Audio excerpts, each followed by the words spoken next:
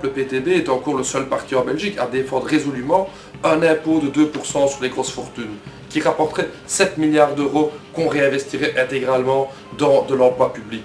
Le PTB, par exemple, est encore le dernier parti à défendre cette revendication avec les organisations syndicales d'une TVA réduite de 21 à 6% sur des produits énergétiques de base comme le gaz et l'électricité.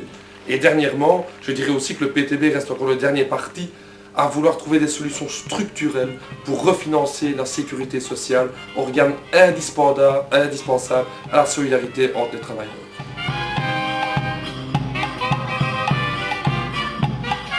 Effectivement, il faut faire barrage au MR et il faut faire barrage à Didier Reynders.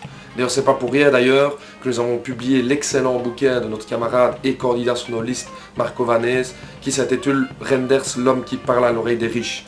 Un excellent bouquin où Marco décrit le système des intérêts notionnels avec lesquels Reynders offre des cadeaux pour des milliards au grand patronat. Par contre, nous ne pensons pas que le PS puisse encore faire aujourd'hui barrage au MR. Et si je peux utiliser cette image, c'est plutôt le barrage qui est en train de se fissurer aujourd'hui. Et donc nous pensons aujourd'hui qu'il faut pouvoir exprimer un vote de contestation de gauche en votant pour le PTB, en mettant un élu PTB au Parlement wallon ou au Parlement européen. Ça aidera beaucoup plus les gens de gauche dans le PS à pouvoir pousser le PS vers la gauche.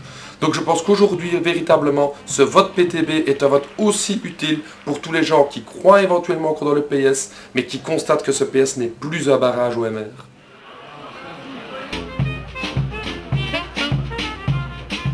Force est de constater que voter écolo ne sera pas beaucoup plus un vote barrage contre le MR.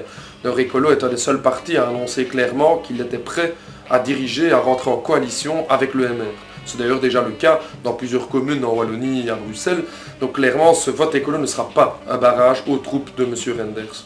Et deuxièmement, je dirais aussi sur le fond, nous ne sommes pas d'accord avec cette tendance chez écolo de vouloir faire financer l'écologie sur le dos des travailleurs. Nous constatons par exemple dans nos conseils communaux où nos conseillers sont confrontés à des conseillers communaux écolos que sur des questions importantes comme les taxes poubelles qui augmentent par exemple, chaque fois nos conseillers votent contre et les conseillers écolos votent pour.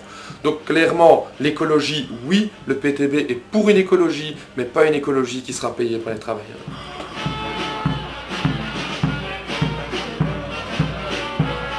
Pour les travailleurs, pour les progressistes et pour la gauche en Belgique, nous sommes intimement convaincus qu'un premier élu PTB apportera beaucoup plus qu'un 35e élu PS, un 23e élu MR ou un 21e élu CDH.